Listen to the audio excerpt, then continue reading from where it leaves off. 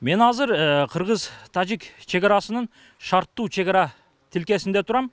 Шарттуу дегеним себеби бул аймакта Кыргызстан менен Тажикстандын мамлекеттик чегаралары такталып тосулган эмес. Андыктан мына ушундай такталбаган аймактарда мыйзамсыз жүк өткөрүү, тагыраак айтканда контрабандалык жүктөрдү ташыган фактылар көп катталат.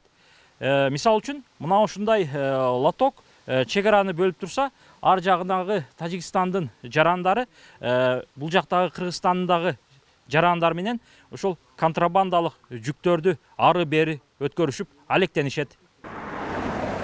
Аткезчилердин жоон тобу жайгашкан Баткен районунун Карабак айылы Тажикстанга мыйзамсыз жүк өткөрүүчү аймак катары эсептелет. Бул айылда куралдуу кагылышуу болуп турган мезгилде да аткезчилер ишин токтоткон эмес. Андыктан контрабанданы бир эле адам эмес, аны калкалап шарт түзүп берген бир нече адамдар бар дешет жергиликтүүлөр. Бул контрабанданы эл токтото албадык.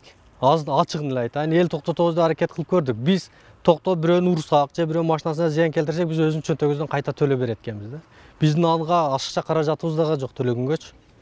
Муну мамлекет тарабынан катуу көзөмөл кылыш керек. Булардын крышабайт эткендери ошол эле чоңдор. Кыргыз-Тажик мамлекеттик чегарасы жабык болгонуна карабастан 14-сентябрга чейин чегарадан мыйзамсыз жүк өткөрүү фактылары күн сайын эле аныкталып турган. Бирок мыйзамда каралган чаралар жеңил болгондуктан аткезчилер болор болбос айып пулун төлөп, кайра эле ишин улантышууда. Агрессиянын аркасынан мындан кийин болбойт деп ойлодук элек. Тилекке каршы дагы эле адамдар кылып атат да, булар эмне дешти да билбей калдык. Негизи муну мамлекет өзү катуураак чара көрүп, мамлекеттин чарасы дагы жеңил болуп атат да. Айланып келип адамдар эч чара көрө албайт.